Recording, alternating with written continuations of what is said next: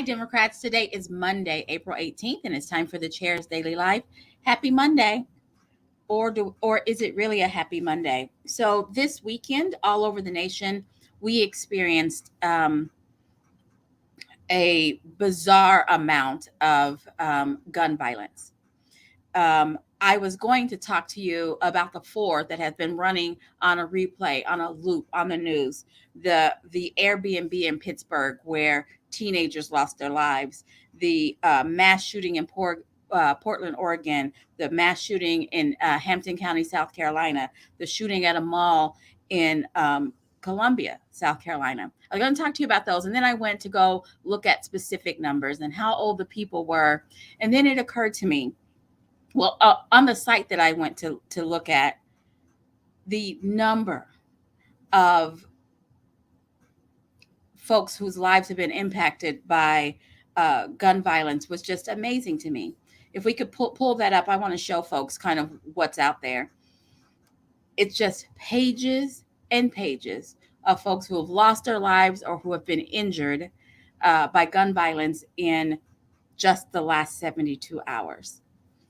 And the reason I'm mentioning this is not just because it's been on a loop on the news over and over again, but because we live in a state that professes itself to be a Second Amendment sanctuary state. So you get in trouble with guns in some other state, come to our state. And just look at this, pages and pages. And so I spent a good amount of time at the Capitol last week because it was filing week. And I talked to people in my regular life who aren't, as involved in this as I am. And they're like, why do you do it? And this is why I do it.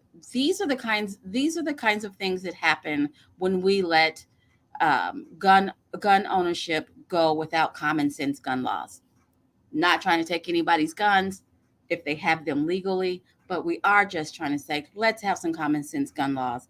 The Airbnb that was in Pittsburgh, there were 8 people injured, I believe, 2 17-year-olds who lost their lives, but over 90 rounds fired.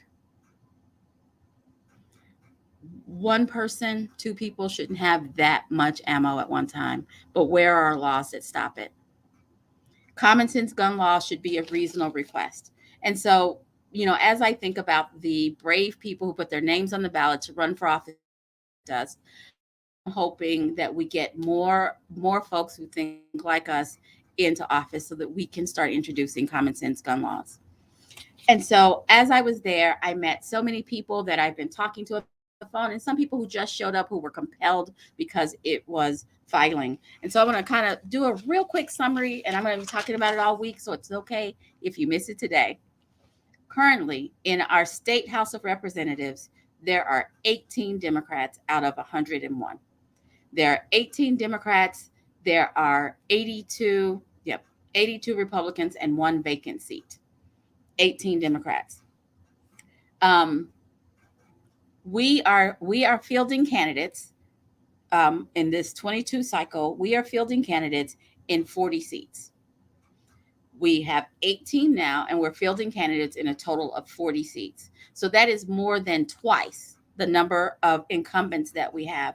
We are challenging seats, and so it's going to be incremental. There is no way that we're just going to wake up one day and Democrats are going to have 100 seats. We have to do it incrementally, and by challenging 40 seats, that gives us an opportunity to move the needle so that we can affect quorum, so that in the House, Democrats can make a difference. In the state Senate, there are 12 seats there are 24 seats total that are up to be voted on in this cycle. 7 of those seats are currently held by incumbent Democrats.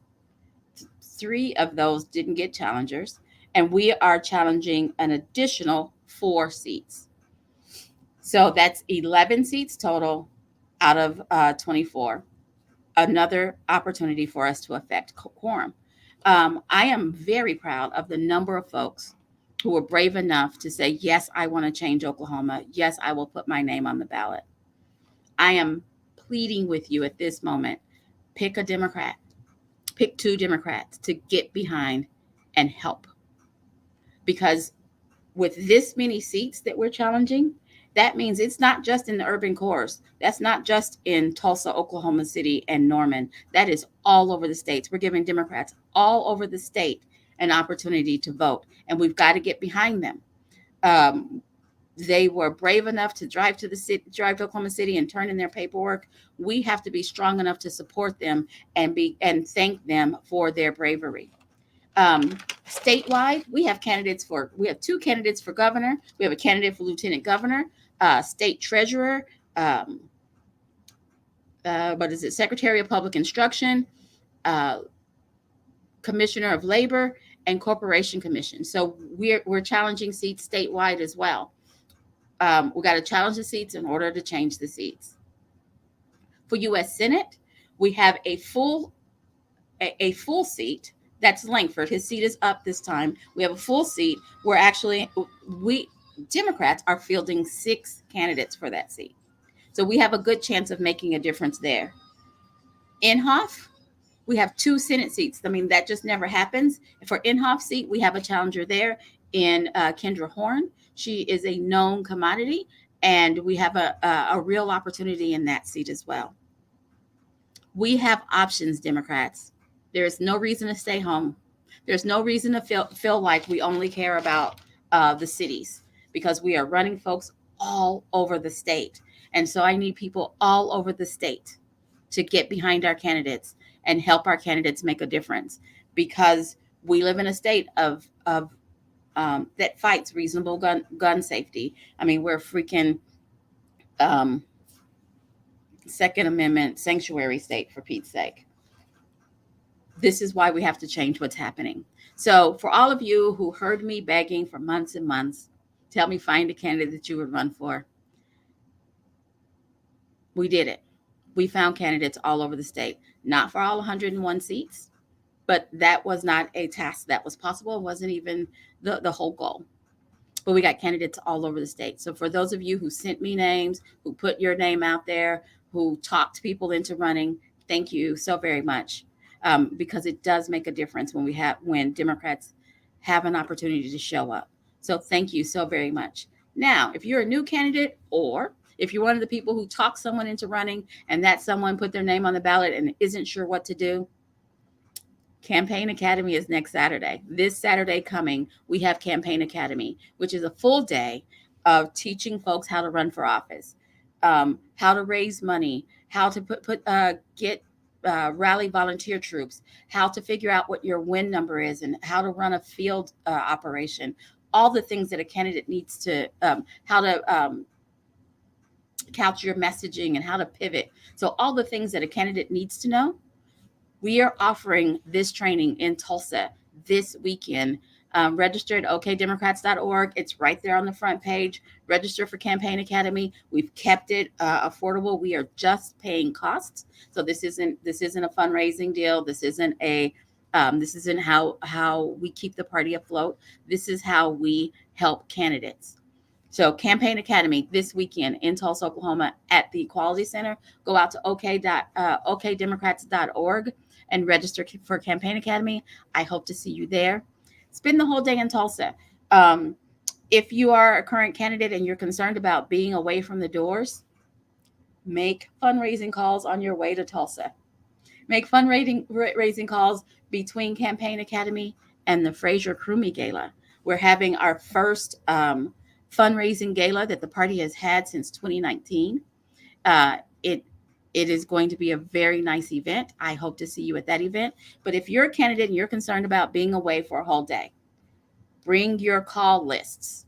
While you're not in Campaign Academy, be raising money.